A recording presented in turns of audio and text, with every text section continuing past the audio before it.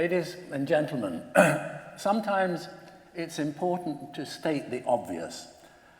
My experience today, and yours at the end of probably a very long day, is the infrastructure of this city. What do I mean by that? It's the route, it's the subway below ground, it's the parks that we might have crossed, it's the physicality, the DNA of the city, which is far more important, notwithstanding the fact that we're mostly architects and passionate about buildings. It's the urban glue that binds together those individual buildings. That's urbanization, and that buildings, infrastructure, urbanization, that's really what I'd like to share some thoughts, some experiences this evening. I left school at 16, and this was my first experience of architecture. And my God, what architecture, what a masterpiece. Alfred Waterhouse, finished in 1877. The brief was a scheme equal to, if not superior, to any building in the country at any cost which may be reasonably required. And it was publicly funded. And it's just absolutely breathtaking. So at the age of 16, not knowing anything really about architecture, but being very, very moved by this building, I would discover other buildings. Thank God for that. Whether it was Kendall Milnes, which I since attributed to the influence of Auguste Perret by Bourne, whether it was the Daily Express building, which was a very long walk in the lunch break, by Owen Williams, the engineers. But I was also drawn, again, without knowing words like infrastructure, I was drawn to the squares, to Piccadilly, to Albert Square, to the arcades, which were built during the construction period of the town hall. These were urban shortcuts inspired by the Great Exhibition of 1851. Before I started architecture school, I was generously given a year's edition of the Architectural Review. And I remember so well the outrage issues of the Architectural Review, where people like Gordon Cullen were a kind of social conscience and would draw attention to the terrible things that were happening in the name of progress, civic vandalism, destroying, taking the heart out of villages and towns. And later in 1964, and Ian Nairn, a kind of social conscience here anticipating the Covent Garden transformation when the flower market went out one decade later. And as a student in my third year, in 1956, I was traveling and analyzing civic spaces, public spaces, and in a way emulating the work of those individuals. I was drawing the spaces, pacing them out, measuring them, sketching them, and at the same time I was also hugely impressed by the Galleria, which connected La Scala with the cathedral, and again was the same date as Manchester Town Hall. And here as a third-year student, I'm trying to analyze those spaces. And I'm thinking of them as outdoor rooms. I'm acutely aware of this civic dimension. And I think that passion for civic spaces is a powerful influence as an architect and really conditions in all kinds of ways how one approaches a design. So perhaps it's no accident that the Great Court at the British Museum is essentially an urban room, potentially a shortcut across the building, as well as fulfilling its role in terms of connectivity with the many galleries. And And also, every time I pass the Houses of Parliament, I feel that sense of outrage at the banality of achieving the security, and sometimes just going back into the past, you realize that perhaps the best solution to issues like security is to dissolve it totally. And at the time that we did Trafalgar Square, we also postulated the idea that Parliament Square should be pedestrianised. And this is from that study at the time, going back to the year 2000. And I always hesitate to show Trafalgar Square because I feel it's so obvious. But then I'm reminded that perhaps not everybody was necessarily around at the time in the late 90s when it was like this, and that has transformed to this with many, many side benefits in terms of prosperity percolating outwards from those changes. And perhaps it's that attitude to urbanism which produces a bridge which has its infrastructure above the eye level essentially evaporates, disappears. So it doesn't interfere with the axis of St. Paul's or indeed the Tate Gallery in the opposite direction. So more than just creating a kind of blade of light. And perhaps some of the tools that we have at our disposal now are less subjective, and we can analyze, as we have done here with space syntax, the state of connectivity before the bridge was installed. And you can see the dark line of the river, and as the colors get warmer, then it's telling us that really things are better connected. And you can see the way in which the insertion of that bridge has brought a huge increase in connectivity, and that transforms directly into economic benefits. 3,000 jobs, a 40% increase in the visitors to St. Paul's and to the Tate Gallery, and something like way above any prediction, 8 million crossings a year. And it's very difficult when we look at this image to imagine that in the past, the Thames was an open sewer.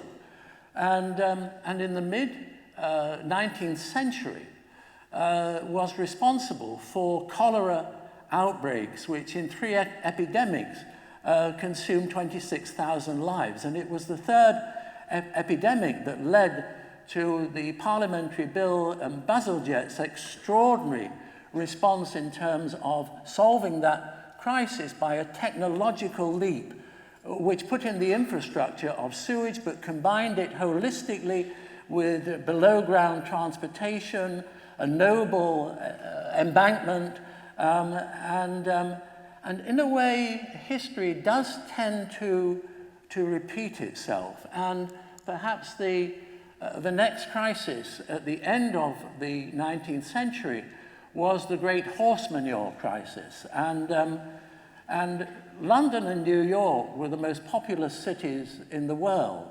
And it's difficult to imagine the effects of something like 300,000 horses moving goods and people around New York, and nearly 200,000 in London. The average life of a horse was 3 years. They were cut up in the streets. The stench was appalling, and the death toll was great. And as folklore has it, nobody could see the solution. And in less than a decade, the work of Ford and Benz, the automobile was the savior and cleaned up the cities in an extraordinary way. Another crisis in the history of London was the Great Smog of 1952, which a 30-mile wide band claimed something like an estimated 12,000 lives. And again, technology came to the rescue again in the form of the Clean Air Act, which was an important political initiative, but that led to the transference from coal burning, heating to gas. And But these are kind of local historical incidents. Perhaps the big change today is that those effects are magnified. So if we look at urbanization just in terms of one emerging economy, China, then you can see that we're talking here about one London per year for something like 32 years. And not surprisingly, Beijing goes through a similar period quite recently. 2016 survey showed that the deaths from the atmospheric pollution were accounting for 1/3 of deaths, second only to those caused by cigarette smoking. But that has changed very, very dramatically in a similar way. There's been a big swing from coal-fired to natural gas. And so Beijing is very, very fast cleaned up. But pollution is still a major consequence of climate change, of greenhouse gas buildup.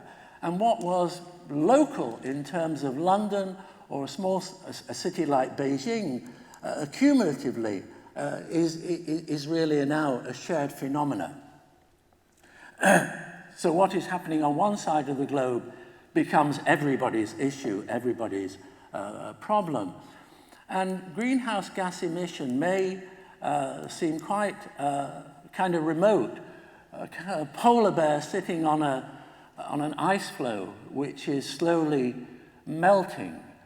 But really, when you bring that closer to home, and London is one of those cities which is within that 50% of the world population, within 100 kilometers of the coast, and 75% of the cities are on the coastline.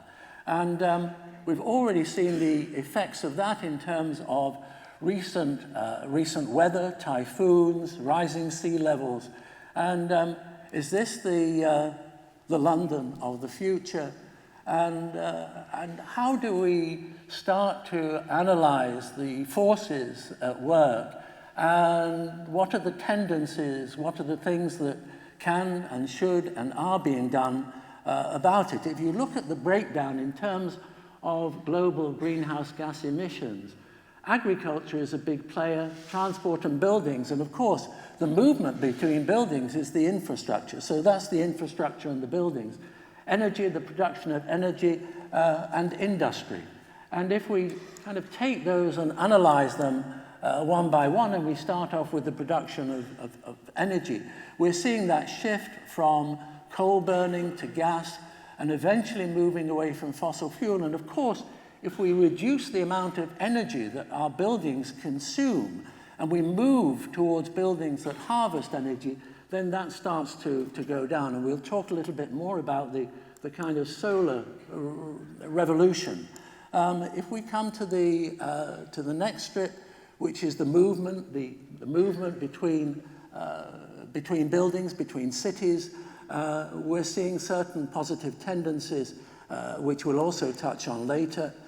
Buildings, obviously, and agriculture. Some, I think, very, very large changes to the countryside and patterns of agriculture. The magnitude of those will depend on the economies, different here in Europe from say, an emerging economy in Asia, where the deprivation of rural life has led to the exodus and the growth of the cities, the global growth of cities.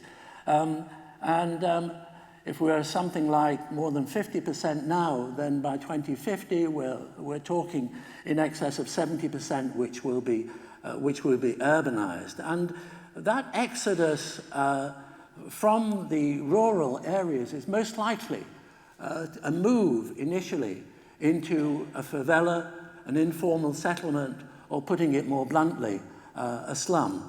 And 14% of humanity at the moment is in slum conditions, and that means that most are without power, not able to throw a switch, for lighting, for cooking, for heating, not clean water, and not modern sanitation. And that is predicted to grow, to double by 2030 and to be 3 million by 2050. Those areas are the green areas which enable us within the red areas to live to the standards that we expect, and the green areas are making that possible. But those green areas will eventually, it's a moral responsibility. If you have power, you live longer, greater life expectancy, you have more political, sexual, social freedom, less violence. It's a statistical reality. So to achieve that leveling across the globe means that we have to be more efficient. We have, in terms of to reduce consumption, to increase efficiency, we have, in those immortal words of Buckminster Fuller, we have to do more with less. And that means, simplistically, as a generalization, moving from an economy or a building or a city where stuff goes in at one end and waste spews out at the other. It's a move, a greater move to a more circular economy where recycling is taken for granted, where waste is converted into energy.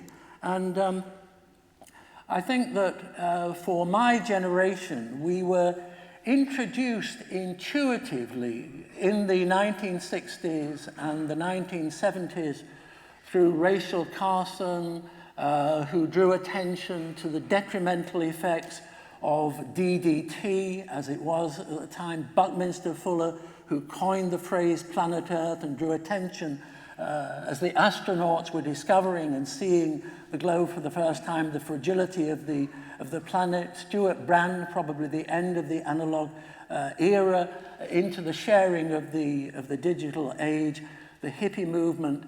If I look back at the projects which typify that period, unbuilt, there was the regional plan for Gomera, a small island off Canary Islands, off North Africa.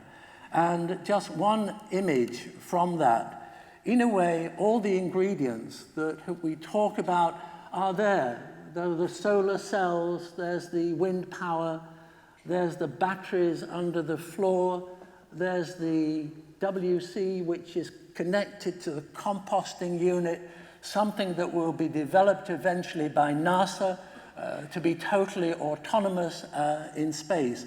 All the ingredients are there. And whether it's a regional plan or an individual building, there was this project which brought 3 Olsen companies together in a forest, in a suburb just outside Oslo called Vestby. And those buildings are lifted up above the ground, and a drawing of the early 1970s, I think it's probably 1972, it was drawn by Birkin Howard, and it talks about recycling, it talks about a building that will breathe, that will work with nature, that celebrates sunlight, that has great views, that connection with nature. That was very subjective in our thinking. It's been a powerful design generator and driver ever since, but there have been some interesting, more recent changes. And this was deliberately accessed by trails through the landscape. It was preserving the landscape, keeping the cars at the edges of the site. And I realized, looking back as I walked around the Apple campus, that in a way it was almost like a mini experiment anticipating an Apple campus. So those routes through the landscape also resonate in a recent project here in the City of London for Bloomberg. And the route in question was the old Roman road, Watling Street, one portion of which still exists. And that route was the inspiration for the design. It inspired the idea of an internal arcade, a continuation of Watling Street in the top left-hand corner there, that would link into a sequence of public spaces. Again, it's very, very difficult for me to separate the architecture here from the infrastructure. creating a public route, but also at the same time creating 3 public spaces. And here in this image you can see that arcade that penetrates, that creates permeability. It's a main flow from the tube station, so it's a natural desire line, and that brings to life the pedestrian domain, the pavement level with new restaurants, galleries, shops, and the creation of a public space which marks the entrance, celebrates Wren's St. Stephen's Walbrook, a public space which is fronted by a major sculpture which acts as a security barrier, but of course you would never know it. It's a work of art linked into the planting of trees, and those trees of course will eventually in the life of the building mature, and that touches on a kind of story within a story. It's that subjective element I was talking about earlier on the Vespi project, the idea that sunlight and nature and a changing environment would somehow be desirable. And what has happened since then is that that has been scientifically quantified,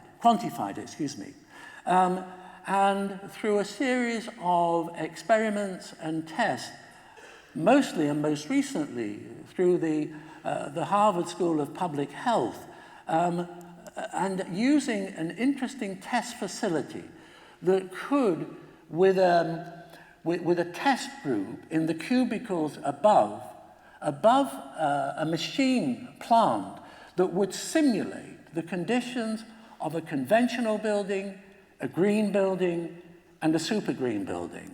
And those results which have been published are quite extraordinary. I wouldn't suggest that you read the fine print here. The brown is a conventional building, the next green is a green building, and the kind of tall pinnacle there is a super green building. So the breathing building, which we have since those early Vespi days, developed further. Perhaps the first example was the Commerzbank Tower in Frankfurt. But here, those are essentially shallow spaces. The big challenge is how you make a deep space work in terms of breathing. And also, if you take the facade of the building, here very, very challenging because you're in a noisy, polluted street environment. So those fins, those bronze fins, which are working in some ways to give solidity to the building visually, so it's not just another glass box, are also filtering and attenuating the noise through.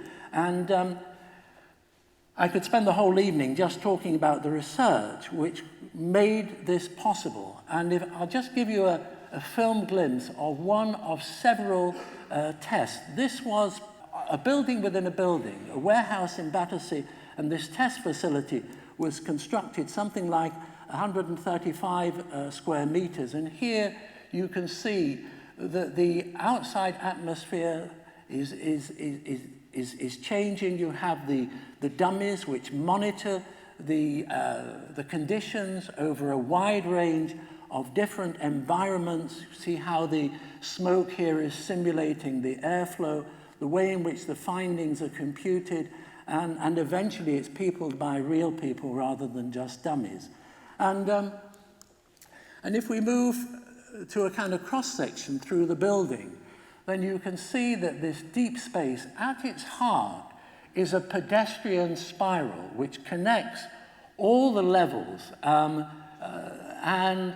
and that spiral is linked to the light and is also the point at which the air moves from the outside and goes up through this kind of vortex of a space. And here you can see that in reality. You can see the stepped ramp. The vortex starts right at the entrance experience, and that's a sculpture in the ceiling by Olafur Eliasson. It's the only level where you can't see through. All the other levels are permeable. The ramp connection, the pedestrian link goes through, and the circulation is deliberately, how can I say, is deliberately tailored to the social interaction within the building. So whatever level you work at, you have to go to the pantry, which is the social heart of the building at level 6, in 9 of the 10 working levels within the building. And here, just to touch on some of the innovations, the inventions, the previous image, you would have noted that there's a wooden floor. Normally, a wooden floor makes it impossible to have as an acoustic environment. It's the ceiling which makes that possible. And also a wooden floor is normally impossible to be able to move around. But here we invented a wooden floor that had a magnetic backing so that the full access possibility below, where you can open up any element of the floor to rewire, to reconfigure the spaces. And that ceiling is something like 2.5 million small aluminium petals. And 500,000 of those petals contains a small LED light. So it's working acoustically, it's working as a light fitting, but importantly, it also has water flowing through it. So that makes possible the breathing building and the environmental control. Of course, there are energy savings, but the prime motive here is creating a healthier working environment. The building has, through other devices, and here I just show the patent drawings from 1975 of the system that was developed for aircraft, and it's a vacuum system. So if you use a bathroom in this building, it looks completely normal. You would never know it. It's invisible. The reality is that the system uses 20%, only 20% of a conventional bathroom. And that is recycled rainwater, which is harvested from the roof. Adding all this up, it gives the LEED rating of something like 98.5, which is the highest that the building has ever achieved. As Mike Bloomberg kind of quipped, what happened to the other 1.5%? But anyway, there are other findings that will, if we pursue the whole LEED story, will bring you to the conclusion that even the highest LEED rating doesn't yet meet the requirements of the Paris Accord. Also, the building is a demonstration of being able to achieve high density with a relatively low building which reaches right out to its site perimeter. And it is the same occupancy as an urban site in downtown Philadelphia for Comcast, the same number of people. The 10 stories here compares with the 60 stories, but in the tall building, there's a huge element of hotel. So, but you're still comparing it with 39 working floors. And again, although it is a tall building, it engages very, very fully with the pedestrian domain, which really penetrates deep into the heart of the building. And if we just take a quick kind of move through from the outside, opposite the church, which fronts this glazed exterior, we go into a public space. From below, you would come up from the subway, so something like 99% of the working population arrive by public transport. Always good in terms of sustainability. Art is a major element integrated into this. You can see the Conrad Shawcross, and in the ceiling, as you'll shortly see, there's the work of Jenny Holt, which is bringing through the writings of the Constitution, which started in Philadelphia. And that, on the skyline, the hotel, perhaps, it looks like another office building. In actual fact, it is not an office tower. The office tower for Comcast is immediately next door. It is a kind of vertical Silicon Valley. The kind of breakout spaces, 13 of them, each 3 stories high. And those serve floors which have, in many ways, an uncanny resemblance to the pods within the Apple building, in the sense that it's a shared team space, and to one side rather than both sides, compartmented spaces. And that, as it were, vertical interpretation of your classic low-rise Silicon Valley environment leads us naturally to the Bay Area, to Cupertino. And impossible here to relate to that environment of strip malls, the highway, and the earliest conversations with Steve Jobs were on the way in which it was the kind of fruit bowl of America in his youth, and the idea that perhaps with a very large site, a site which doubled in size during the design phase working with him, became translated into that California landscape, complete with the peach blossoms, and so the transition from the original site, which was Hewlett-Packard, and a whole collection, 24 buildings set in tarmac. And here you can see the kind of before and after. And if you just look at the statistics, you'll note that something like half the site was covered in tarmac, and the transformation into this green landscape, and one major building and 2 or 3 smaller ones. And just at this point, any conversation on this building kind of, it seems in a way that the circle was an instant kind of one-liner. The reality is that it came out of a very prolonged process, which was almost a year in the making. And I tried to kind of give an indication of this. The first meeting was very much an initial meeting, although that conversation would almost describe the building as it's finally emerged. Then you can see from this sketch that many different iterations were explored before finally, in June of the following year, from that first meeting in 2009, it finally clicked that the internal requirements of the ideal pod as a working element, unit, and the external shape finally merged and produced the building as we know it now. And there's a short film clip here which communicates some of the feelings of that building in the landscape. It's something like 463 meters diameter across. It's a site of 175 acres, and the Steve Jobs Theater, which is alongside it, is a disc which is something like 47 meters across. It weighs 70 tons. It's a composite roof, and it's entirely supported on the circle of glass.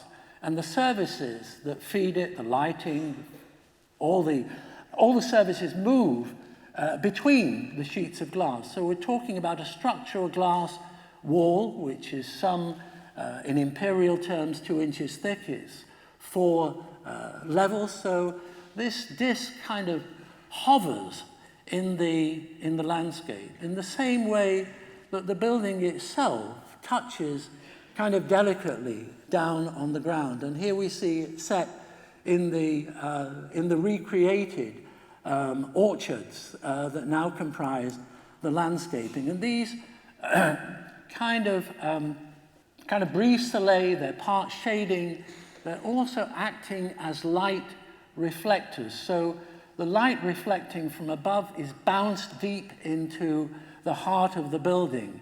And from below, although they're white glass, they appear as a mirror, and they reflect the greenery of the landscape beyond.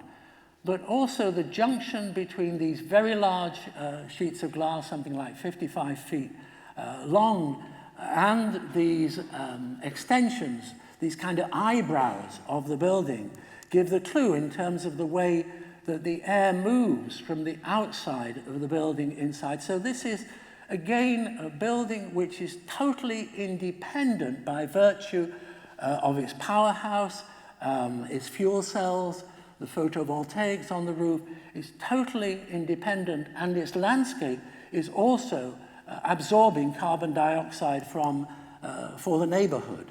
And here you can see the air movement through the building. What you don't see is the way in which it's built and the finishes, which are almost like marble on the soffit of the precast elements to an extraordinary level of finish. So the materials are really quite humble, but the nobility is in the workmanship, the crafting, very large elements, extremely small tolerances, and fine bore tubing which goes through, which makes them like hot or cold radiators. A technology, interestingly, that goes back to those Team 4 days, the Reliance Controls factory, which in the drawing below, you'll see those fine pipes running through the concrete, a kind of invisible planar radiators. And if we look at any of the press coverage on the project, the recurring analogies with space, liftoff, spaceship, is recurring pretty well in almost every reference in the media. And that, in a way, resonates across history. The idea that something has landed and can be airborne and can be free of the bounds of gravity and the earth. And whether that's Gulliver's Travels, it's, 1776, Jonathan Swift, and here his flying island held aloft. And in the heart of that island is the big cave that will collect all the rainwater and feed the inhabitants. Or whether it was Alexander Graham Bell and his man-carrying kite, or whether it was the Russian futurist in the 20s, this idea of a city that could be free of Earth, free of the encumbrances of everything that connects it to gravity, to the Earth, and uncanny resemblance here to the Stanford NASA project of 1975, which wasn't nearly 500 meters across, but was 1.8 kilometers wide, and a torus, a tube of the circle, 130 meters, that would house a population of 10,000, compared with the 12,000 of the Apple building. And in 1975 was the same patent by this guy with the pneumatic bathroom toilet system that enabled those millions right now who are aloft and are not connected to anything in the earth. Millions on cruise ships, flying through the sky, trains, and in that same spirit, Bucky's patent for a bathroom, I remember him talking about the fog spray. It would use a fine spray, conserve water, recycling. It was destined for the solar house that we worked on together, one for our family, one for his family. Sadly, never realized. It was the year of his death in 1983. In the same spirit, our own explorations in terms of lunar habitations, again, having to be self-sufficient, free from Earth, free from any infrastructure below the ground. And we know from our own experiments in Masdar that one solar field like this, that only 40% of its electricity can sustain a university, blazing lights, highly energy consuming, day and night. And if you link that through to the falling cost of solar in terms of photovoltaics, and importantly, to be able to harness that by storage capability. And one could talk at length about the investment in China into battery technology. Here you can see it very, very graphically. Tesla as the kind of lone counterpart out in Nevada there, and a little blob somewhere in Europe, and then this kind of Everest of activity, research, and production for the future. And and the Bill Gates Foundation working with this university in Colorado, harvesting the solar and exploring the idea of a bathroom, a toilet that could be free of the network of underground services, and some of the personal passions which have resulted in the concept of a heart unit which would trade on the automotive industry to be able to create a compact unit where instead of individual cookers, heaters, refrigerators, belching out waste heat and so on, everything would interact together. And that has led to a very important study by the Norman Foster Foundation, which is headquartered in Madrid. And here you can see a workshop which goes back on robotics to last November, and working with MIT and ETH, a very, very interesting project to promote the idea of the cities without infrastructure. And how might that work in terms of those informal settlements? Because traditionally, it would be free of this is below Piccadilly Circus, what we take for granted in terms of the underground infrastructure. And we talked a little about the favelas, and there is no way that the traditional approach to bulldozing communities like that, which interestingly, from the small amount of research which we have undertaken, seem to have very, very strong community ties within these settlements. The idea that you can raise them to the ground and bulldoze is simply not realizable. So I think the interesting challenge is, given all that we know, which is emerging in terms of autonomous, the idea that an individual dwelling can harvest energy more than it needs to consume. So do we really have to dig out roads?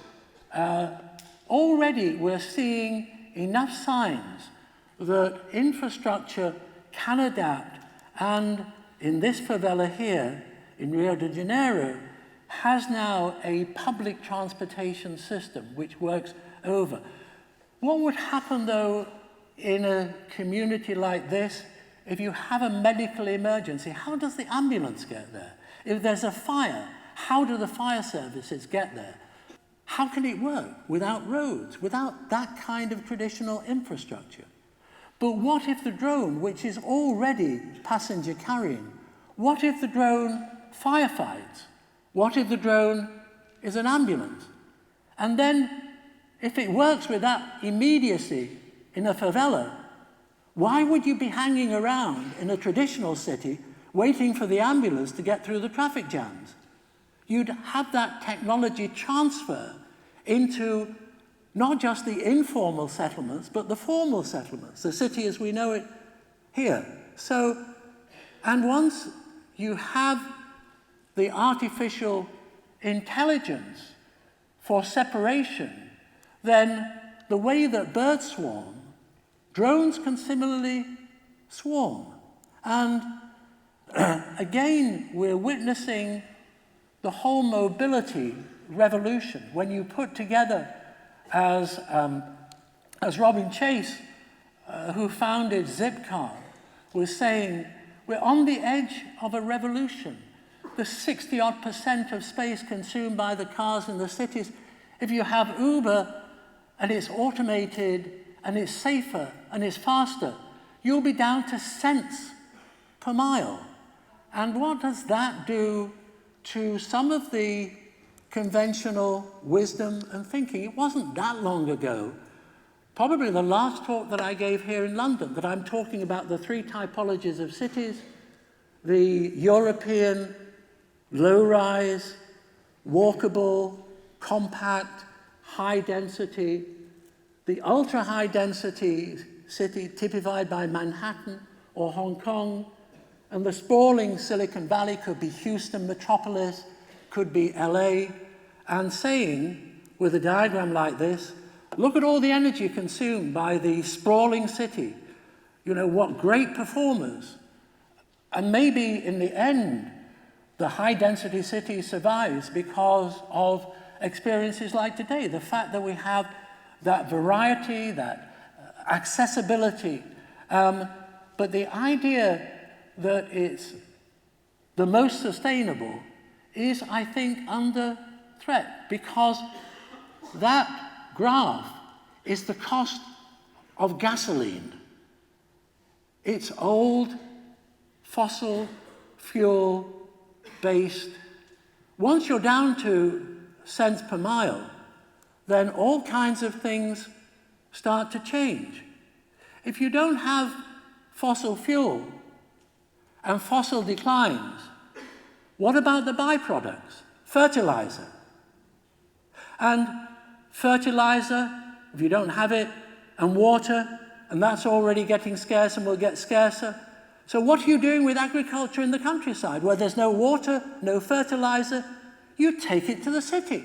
You've got fertilizer, you've got sewage, you can process it, liquid, solid, and you can process the waste into fertilizer as well. So whether that vision, when cars are platooning and they're essentially nose to tail, they're like the train.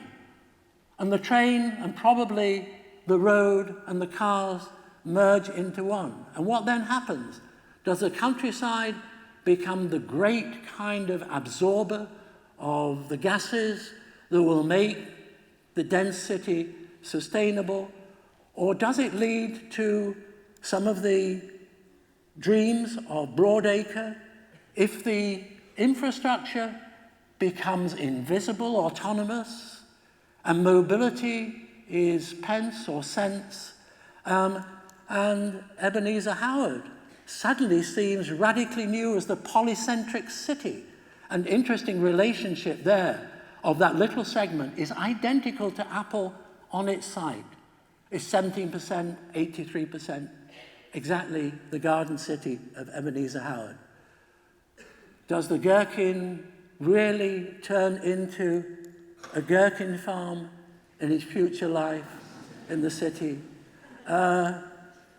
Does the Thames go into some wacky doodle sort of green with things whizzing through the air? Do we go to have a picnic in Battersea Park and the picnic table disappears with us below the ground and we pop up in San Francisco because of Hyperloop? And that San Francisco of today, our building in the background, lifted up to create a green space, will no longer perhaps be special because it's all green space.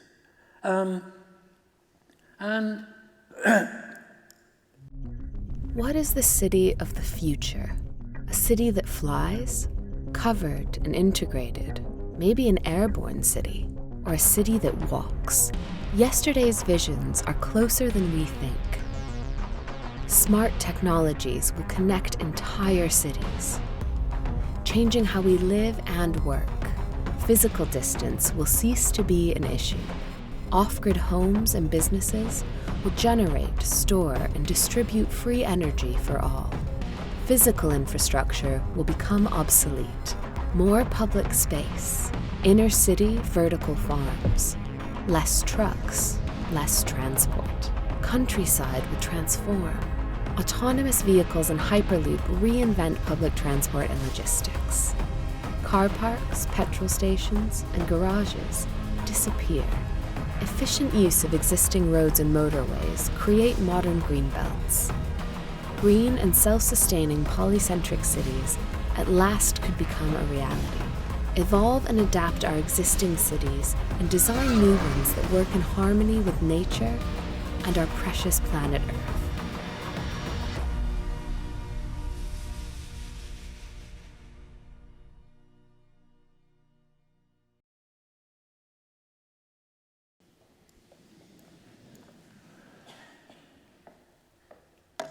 I finish where I started.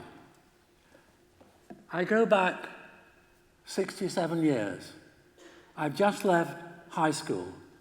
It's my first job in a building I've already described. At that time, if I wanted to make a phone call, I'd go to a phone box and I'd put pennies in a slot. First, I'd look up the number in a telephone directory. Not Greater Manchester then. If I wanted a long-distance call, I'd place it verbally with the operator, and I'd have to put a lot of money in the slot.